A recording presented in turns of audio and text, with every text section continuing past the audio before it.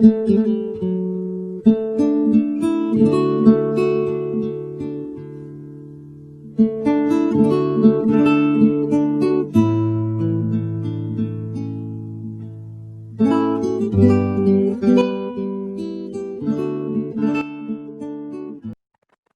días a todos y a todas. Gracias por estar sintonizando en su canal Bifurcaciones y Entramados, Teología, Ciencia y Cultura. En esta ocasión estaremos conversando con el doctor Alberto Araica, teólogo, filósofo y especialista en terapia logoterapéutica existencial. Estaremos conversando con él sobre un análisis, una propuesta que tiene desde el punto de vista de la crisis de paradigma que estamos viviendo en relación a un sinnúmero de elementos inhabilitantes de la cultura y cuál pudiera ser un acercamiento o una propuesta para superar los diferentes niveles y sumas de crisis que vivimos hoy día. Así que sean todos y todas bienvenidos y bienvenidas. ¿Y cómo estás, Alberto? Bien, hermano, bien, aquí en Costa Rica, pues yo diría que no atrapado por el confinamiento del COVID-19, sino tratando de aprovechar la oportunidad que este escenario y este tiempo da para poder autoconfigurarse emocionalmente, espiritualmente, cairológicamente, dirían los teólogos, ¿no? Con el tiempo divino, con el tiempo oportuno, con el tiempo de Dios.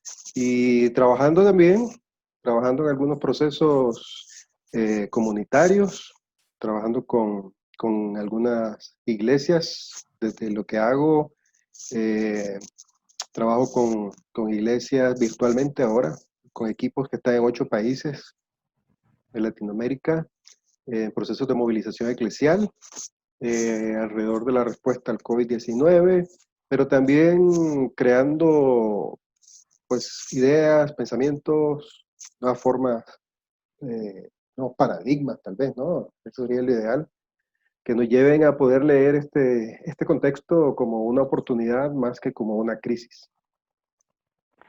Muy bien, parece muy interesante este abordaje que está haciendo, este trabajo que está realizando con las comunidades, con diferentes comunidades en la subregión y más en este momento de pandemia y de crisis que estamos viviendo. Y exactamente es sobre ese asunto que he solicitado esta entrevista para que, digamos, explique eso, qué significa esa crisis de paradigma, o sea, así de manera sencilla, de manera que podamos comprender todos los mortales, ¿verdad? Que no manejamos todas esas categorías y esos niveles de análisis, ¿en qué consiste esta crisis de paradigma? ¿Qué elementos la componen para que estemos un poco más claros? Y a través de esa pregunta iniciamos entonces con el tema en cuestión. Bueno, creo que gracias Miguel por este tiempo, por la invitación al programa Teología, Ciencia y Cultura. Creo que el título del programa está en línea con estas reflexiones que como eh, teólogos o sociólogos o filósofos o lo que seamos, pero principalmente como seres humanos, necesitamos preguntar, cuestionar, indagar, reflexionar alrededor de este tiempo que nos ha atrapado, pero también creo que nos ha liberado hacia una nueva lectura de la realidad, como una oportunidad para una nueva emocionalidad, ¿no? Un nuevo marco conceptual de interpretación, no solo de la Biblia y de la lectura de las palabras de Jesús, sino también de la vida, de la realidad, ¿no? Del sentido de la vida, del significado de la vida, de la autotrascendencia de lo que hacemos. Entonces, en sintonía con eso, pues, he estado trabajando desde la logoterapia y el análisis existencial, un enfoque que le he denominado autotrascendencia, entropía existencial y monantropismo. Ese es un término que pareciera medio complicado de entender, pero son tres conceptos del enfoque humanista existencial, ¿no? De la logoterapia que fue fundada por Viktor Frankl. Autotrascendencia es uno de los recursos espirituales que menciona Frankl, uno de los recursos no éticos, le llama él, ¿no? La monantropía es una propuesta de Frankl sobre el nuevo orden global que apunta hacia el bienestar global, hacia un nuevo humanismo, ¿no? Basado en el compromiso social, en la empatía, en el servicio, en la solidaridad. eh, y la logoterapia pues tiene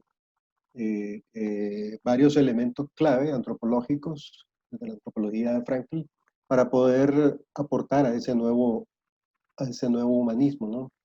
Entonces, esta reflexión pues, surge desde esa perspectiva, plantea la hipótesis que el ser humano, en contextos de crisis, de aislamiento social, de confinamiento, es capaz de hacer uso de sus recursos espirituales, de sus recursos no éticos, ¿no? En este caso, la autotrascendencia, que es la capacidad de ir más allá de mis Ujú. propios límites, la capacidad de ir más allá de mi propio ego, la capacidad de vincularme con la necesidad del otro, a pesar de los límites, decir sí a la vida, a pesar de la situación y con la situación, con los límites, para sostener, construir puentes, ¿no? O pautas que nos conecten, diría Bateson, con los otros frente a las adversidades, ¿no? Por eso el espíritu resiliente aquí se vuelve clave, ¿no? El contexto de la pandemia es inevitablemente una transición hacia un nuevo orden de relaciones globales en el campo social, económico, político, ético, relacional, eh, y requiere de una comprensión más adecuada, ¿no? Del sentido de la vida, de descubrir el llamado de la vida, ¿no? El sentido no es una definición conceptual que cada uno hace, sino es algo que se descubre y al descubrirlo la vida nos descubre a nosotros, ¿no? El sentido nos descubre a nosotros. Y para mí el vínculo el, con el otro es la encarnación del sentido. O sea, el sentido de la vida viene a ser lo que nos es dado, ¿no? Lo que nos es dado es la vinculación. La realidad es vinculación, la realidad es intrincación, la realidad es relacional. El vínculo con el otro es lo que nos hace humanos. O sea, yo no existo al margen del otro. Quiere decir de que eso que has dicho sobre el tema de que uno no crea el sentido, sino uno lo encuentra, está relacionado con el tema del encuentro con las otras personas, ese vínculo, ese encuentro que crea vínculo. Entonces, a eso se refiere el tema de que yo no creo el sentido, sino que lo encuentro, o me equivoco. Sí, exactamente, ¿no? No estamos solos en el universo ni en la humanidad, ¿no? Entonces, el sentido es lo que nos es dado. Todo ser humano tiene algo que le ha sido dado, ¿no? Todo ser humano tiene una función, ¿no? Un rol. Eh, y los animales también lo tienen, ¿no? Y las plantas también lo tienen. Pero en el caso del ser humano, yo puedo decir que el vínculo, la conexión con el otro, la interacción con el otro es lo que nos ha sido dado. ¿Cómo encarnamos eso, no? ¿Cómo encarnamos eso en el otro, con el otro, en una situación histórica concreta? Es el significado. Entonces hay una diferencia entre el sentido y el significado. El sentido, para mí, es el vínculo que nos hace humanos y el significado es la forma en que encarno eso en una situación concreta con el otro. Yo Queda podría decir claro. que en el principio era el vínculo y el vínculo se hizo carne. O sea, yo no existo al margen del otro. porque somos interacción, somos intrincación, somos vinculación. Y Sería, sí, y sí, la sí. autotrascendencia, perdón, la autotrascendencia es el puente, ¿no? El puente espiritual. El espíritu es el abrazo resiliente que expresa, ¿no? El potencial espiritual del ser humano. Muy bien. Eso me recuerda mucho el libro Espiritualidad de Liberación. Creo que es de Casaldáliga, que exactamente te plantea dentro del tema de la espiritualidad el tema de esos recursos desde lo más profundo humano, que lo hace Ujú. humano, que lo humaniza y que es creativo y que de ahí devienen no solo la identidad y la creatividad y la inteligencia, sino la fuerza para liberarse. Obviamente, estamos hablando de un texto de los 80 de teología liberadora, de espiritualidad de la Sí. liberación. Muy bien, eso me parece sumamente interesante porque, digamos, no es un acercamiento al parecer que es, digamos, trascendentalista, abstracto, metafísico, sino que al parecer parte, mejor dicho, de las realidades de las personas aquí y ahora que se enfrentan a un sinnúmero de situaciones difíciles y que proponer que tenemos esos recursos, ya que podemos construir sentido y construir significados en conjunto para salir adelante ante las adversidades. Creo que Así. sí, tenemos los recursos, tenemos el potencial, tenemos más que eso, tenemos una divinidad intrínseca. Y el punto es que no nos damos cuenta de eso, ¿no? En ese sentido, mi perspectiva está más en línea con el espíritu de Spinoza, ¿no? De Baruch Spinoza. Somos, somos células contenidas o contenidos en el cuerpo cósmico divino. O sea, la diferencia principal entre la propuesta de Spinoza y la propuesta judío-cristiana es que para el judío-cristianismo Dios es el totalmente otro ajeno al mundo, ¿no? Entonces, yo siembro una semilla y la estoy regando, ¿no? Y la estoy cuidando, pero soy ajeno a esa semilla. La propuesta de Spinoza es que yo soy interno a la esencia de Dios. O sea, Dios crea el universo, crea el ser humano como parte de la esencia y del self, del contenido de Dios. O sea, si dice el Génesis que somos imagen y semejanza de Dios, somos imagen y semejanza en Dios, somos internos a Dios, estamos contenidos en Dios. Entonces, cuando hablamos de los recursos espirituales, no es que voy a leer un libro y voy a identificar cuáles son los recursos espirituales que tengo, ¿no? No, mi esencia misma, que soy imagen y semejanza creado en Dios, contenido en Dios, pero trascendido en Dios, como diría Tillich, ¿no? Dios es como un campo energético creativo, no trascendente e inmanente, ¿no? Y entonces nosotros nos contiene, pero nos trasciende, dice Tillich, ¿no? Entonces, el ser consciente de eso es el primer paso, creo yo, para poder empezar a leer la realidad de una manera diferente. Nuestras mentes, la mente de cada ser humano está contenida en la mente de Dios. Bueno, esta pregunta que te voy a hacer es como la inevitable cuando uno hace referencia a Spinoza. Yo no tengo problemas con el tema del panteísmo, pero frente a los que le tienen temores de ese panteísmo que te dice, bueno, todo está en Dios y Dios está en todo, entonces el panteísmo, que provienen muchas veces de los politeísmos y de algún tipo de monoteísmo quizá.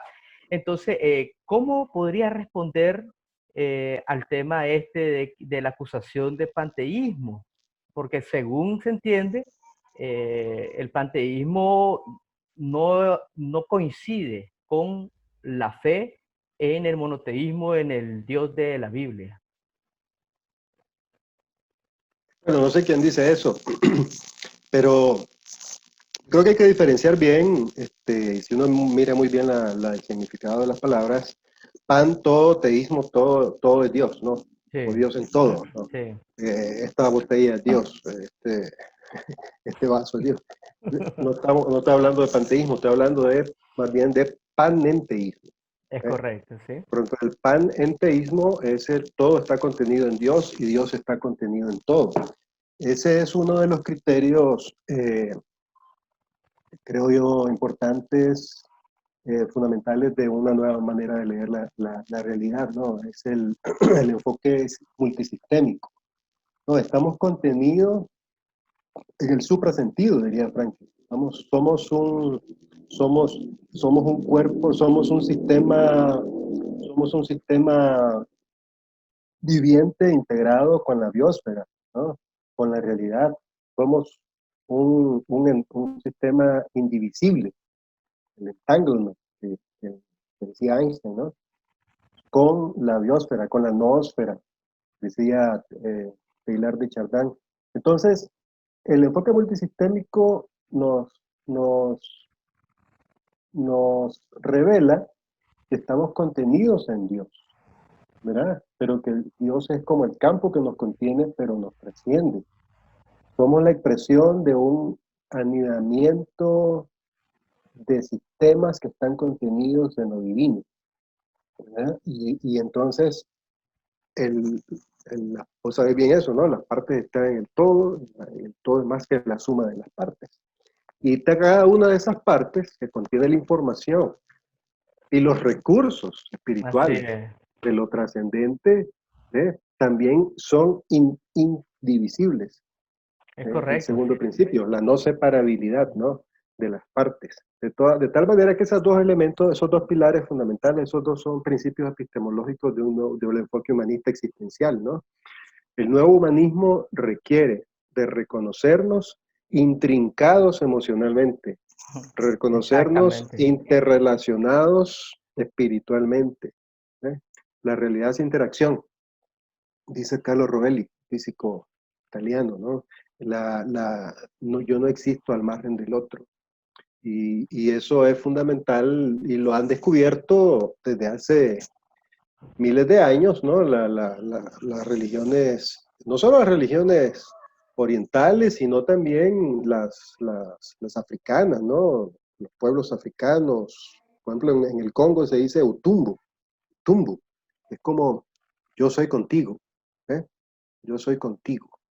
Entonces, si podemos recuperar eso desde el judeocristianismo, ¿no? Desde la teología occidental, y reconocer de que yo, superar ese dualismo, ¿no? Ese dualismo que hemos heredado como parte de la educación occidental, de la civilización occidental, de la teología eurocéntrica, y podemos borrar las fronteras entre el espíritu y la materia, ¿no? Podemos trascender la contradicción de los opuestos, ¿no? Diría desde tiempos de Heráclito, ¿no? ¿Cómo se llamaba el otro? Trimegistro, Hermes, Hermes es Trismegisto, el mismo Giordano Bruno el mismo Giordano Bruno, ¿no? Del siglo y XVI. Nicolás de Cusa, con la Nicolás de, Confidentia Oppositorum. exactamente, la teología apofática. Lo que yo puedo decir lo que Dios no es, pero decir, tratar de definir a Dios en términos de mis limitaciones racionales, creo que estaríamos como cayendo en una blasfemia, ¿no? Se diría en términos médicos, en una iatrogenia hermenéutica. Iatrogenia hermenéutica. ¿Qué puede significar eso? Es una equivocación Ujú. que hace el médico, es un error del médico, ¿no? A la hora de emitir un diagnóstico o a la hora de asignar un tratamiento, ¿no? Entonces, para conectar esto que estamos hablando con el tema de que todo está implicado, ¿no? Todo está en Dios, Dios está en todo, todos estamos involucrados, interconectados en una red holográfica de sentido que nos vincula. Quiere decir entonces que las lecturas tradicionales de la Biblia y las interpretaciones doctrinales, teológicas, no han entonces, desde un punto de vista iatrogénico, no han entonces realmente coadyuvado, servido para una humanización, para crear una conciencia conectada y no fragmentada, una conciencia de pertenencia y no de individualismo. Entonces, quiere decir que las lecturas teológicas y bíblicas no han servido para lo que realmente es su naturaleza, que es reconectarnos con la mente divina, crear conciencia de pertenencia y de que todos somos en una matriz de sentido divina, existencial, como decís vos. Entonces, ¿me equivoco en eso o no? Yo no diría que no han servido, no sería tan radical, pues. Yo diría que respondieron en su momento a contextos específicos, pero que el contexto que vivimos hoy de un mundo integrado, un mundo virtual, un mundo en evolución, un mundo en entropía existencial, ¿no? Exige un mundo caótico que se mueve hacia un nuevo orden, exige una nueva lectura, no solo de la Biblia, sino de la realidad. Exige un nuevo marco interpretativo y una nueva emocionalidad, diría Einstein, ¿no? Que un problema no puede ser resuelto en el mismo nivel en el que fue creado. Y la humanidad que ha durante siglos, ¿no? Mantenido y reforzado eh, patrones rígidos de comportamiento, de creencias y de emociones, está camino a su extinción, ¿no? Eh, eh, cada, un ejemplo, ¿no? Cada día mueren 2.500 personas en el mundo por razones de guerra, por conflictos bélicos. ¿Eh? 16, 18, 20 niños por minuto mueren cada día por diarrea, ¿eh? Por desnutrición. Eh, Estaba leyendo hace poco un artículo donde se dice que, que en los últimos 500 años más de 5.000 lenguas han desaparecido, lenguas nativas, indígenas, ¿no? Étnicas. Cada año desaparecen 100 lenguas autóctonas. ¿Eh? Entonces, ¿eso desaparece por voluntad de Dios o desaparece por las iatrogenias existenciales, éticas que comete el ser humano? ¿Eh? Eh, ¿Cuáles serían estos pilares rígidos de un modelo humanista agotado? Eh, Me parece que el monoteísmo, ¿no? Hablabas del panteísmo haciendo una crítica antes, pero me parece que el monoteísmo, la transición del politeísmo hebreo al monoteísmo constantiniano, mezclado con el dualismo eh, cartesiano Disculpa y que el, disculpa y el- que te interrumpa ahí, solo un paréntesis. Te escucha un judío sobre el politeísmo hebreo, dijiste. Se muere del corazón porque se supone que el judaísmo y la tradición hebrea, bíblica e histórica, es monoteísta, pero bueno, bueno, pero eso lo dejamos para otra conversación, eso porque lo vamos eso... a otra conversación, sí, pero, pero, Sí, pero vale la pena leer un libro de Thomas Romer, no sé si vos lo recordás, ese librito que lo publicó el CIETS, sobre un estudio, bueno, sobre arqueología bíblica, ¿no? Sobre el politeísmo antes del siglo primero, ¿no? Así, incluso postes de adoración a Yahvé y ¿cómo se llamaba? Ashera.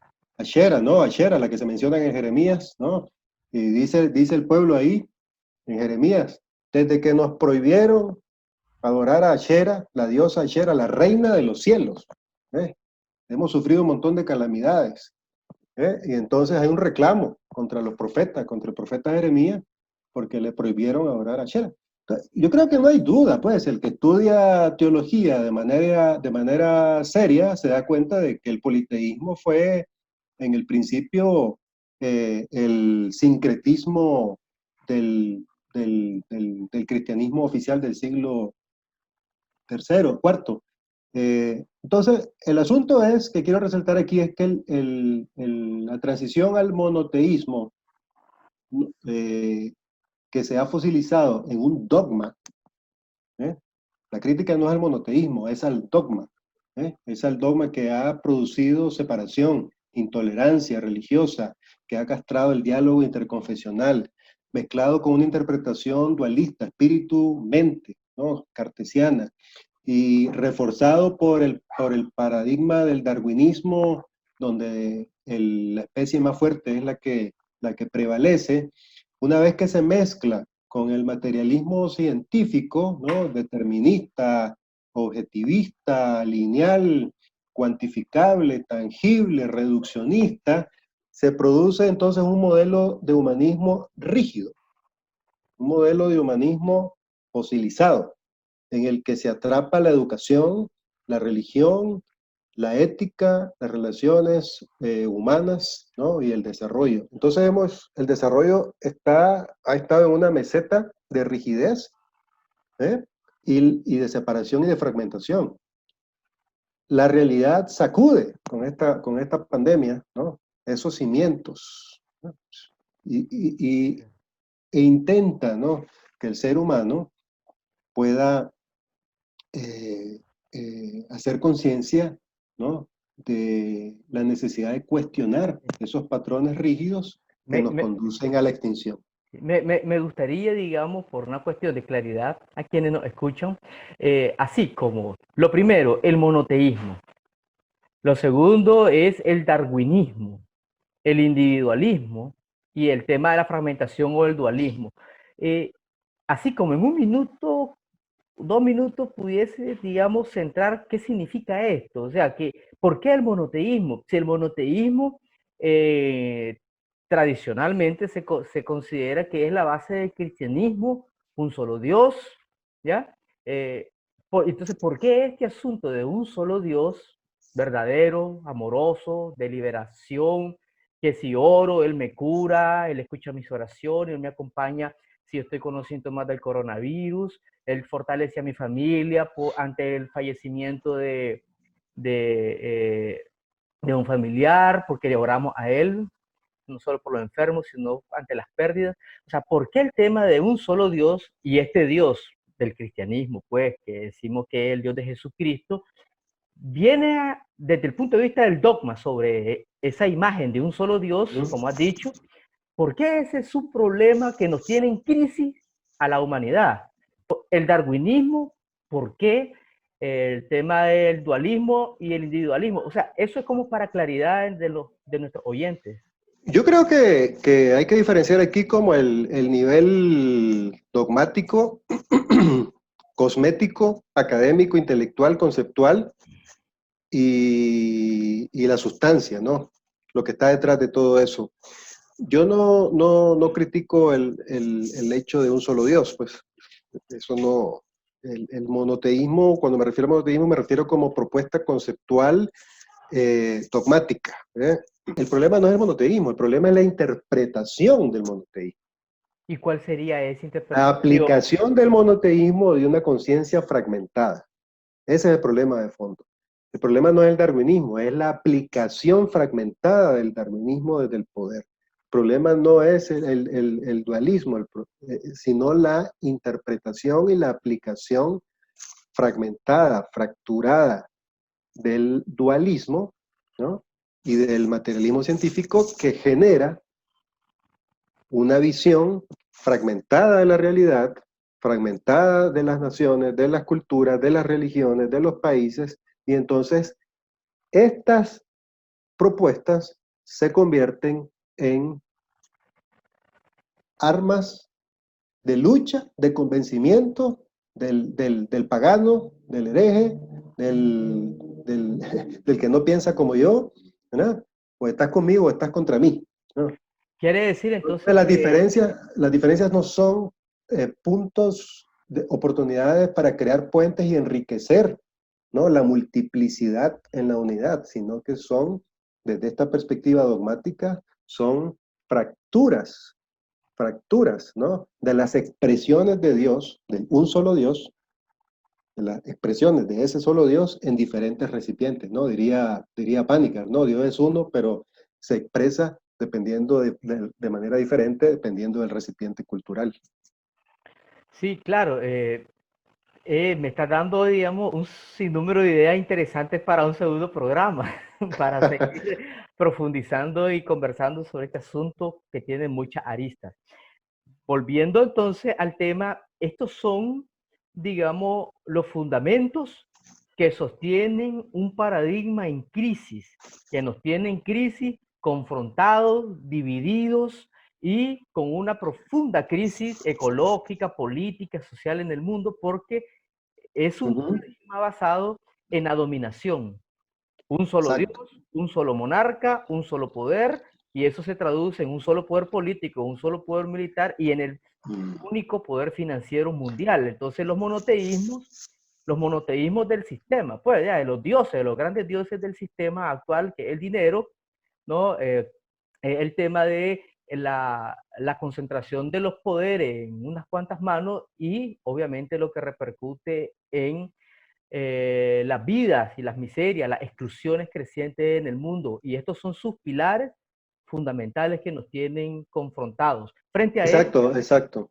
Y frente a esto, entonces, la propuesta que nos has dicho de la autotrascendencia como solidaridad, como compartir, como donarse al otro y encontrar sentido a la vida en conexión con los demás.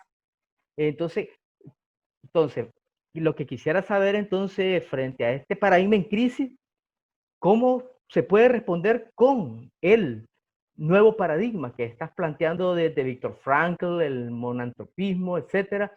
Nos gustaría como para entender bajo esta Ok. claridad. Esto es lo Sí. viejo, esto es lo viejo, esto es lo Ok, nuevo que se entonces propone. hay un modelo viejo, un modelo agotado de humanismo. No de humanidad, sino de humanismo, ¿no?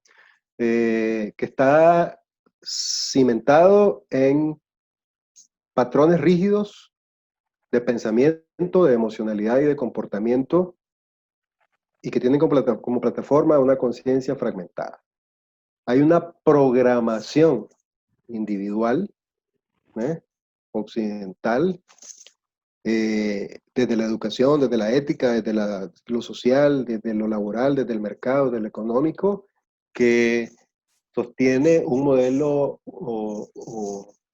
humanista fragmentado. Y esta situación del COVID-19 sacude esos pilares, ¿no? Sacude esos patrones de rigidez, ¿no? Y nos pone de frente a una oportunidad, la oportunidad de hacer una lectura diferente de la realidad, una lectura diferente del Evangelio, ¿no? Del querigma, ¿no? El querigma no es rigidez, el querigma no es un patrón rígido. Cuando le preguntan a Jesús, dinos dónde vive. ¿Y Jesús qué dice? Bueno, sígueme. ¿Quieren saber dónde vivo? Pues síganme. ¿Eh? Follow me up, dice en inglés, ¿no? El Evangelio por eso exige una nueva emocionalidad, una nueva emotion, una nueva emoción, una nueva energía, un nuevo impulso. Pero para eso hay que cambiar el, el marco de interpretación, ¿no? Hay que cambiar la fragmentación hermenéutica, iatrogénica, de la forma en que nos acercamos al Evangelio, ¿no? Y creo que eso es fundamental para poder hacer una transición hacia una perspectiva holística, sistémica, de un nuevo humanismo, ¿no? Cimentado en la dignidad, ¿no? En el diálogo, en el compromiso por el bien común, en la empatía. Creo que son elementos fundamentales, ¿no? Para ese nuevo humanismo. Recuperar el sentido de comunidad. Y recuperar el sentido de comunidad nos exige comprender primero quién soy. Pues como cristiano, ¿quién soy? ¿Para qué estoy aquí? O sea, y ser cristiano no es orar, ir a la iglesia, recitar un montón de versículos y de capítulos y dar sermones. Eso no es ser cristiano. ¿Eh? Ser cristiano en este mundo, ¿qué exige de mí? ¿Eh? ¿Por qué estoy aquí? ¿Cuál es diríamos, el sentido y el significado, ¿no?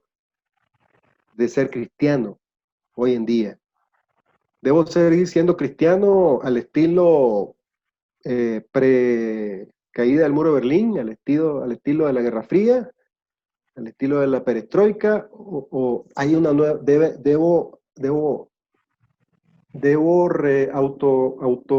reconfigurar mi expresión de cristianismo, ¿no? Eh, para abrazar nuevo modelo humanista. En ese sentido, yo creo que necesitamos primero de un tiempo de silencio, ¿no? Tiempo de silencio.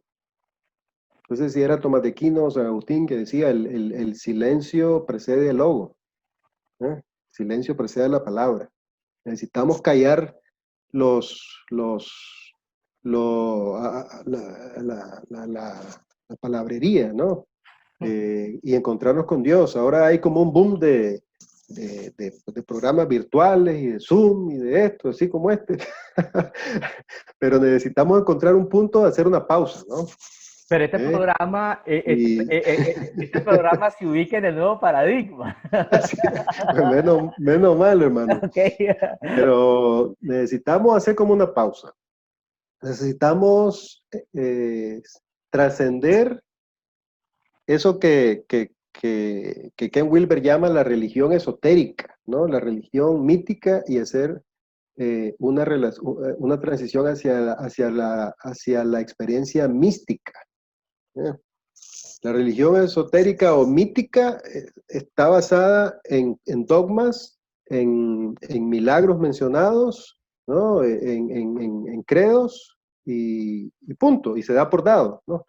Pero ser cristiano exige hoy de una experiencia mística, ¿no? De unión, de unidad, no solo con Dios, sino Sobre, con todo el cuerpo divino, el cuerpo cósmico de Dios que está contenido en la humanidad.